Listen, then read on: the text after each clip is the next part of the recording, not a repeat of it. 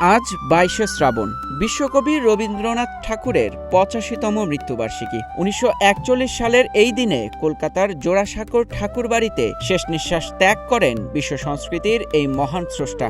বাংলা সাহিত্য ও সংস্কৃতিকে বিশ্ব দরবারে মর্যাদার আসনে প্রতিষ্ঠিত করা রবীন্দ্রনাথ ঠাকুর ১২৬৮ বঙ্গাব্দের ২৫শে বৈশাখ কলকাতার সম্ভ্রান্ত ঠাকুর পরিবারে জন্মগ্রহণ করেন। পিতা দেবেন্দ্রনাথ ঠাকুর ও মাতা সারদা সুন্দরী দেবীর ১৫ সন্তানের মধ্যে তিনি ছিলেন ১৪তম।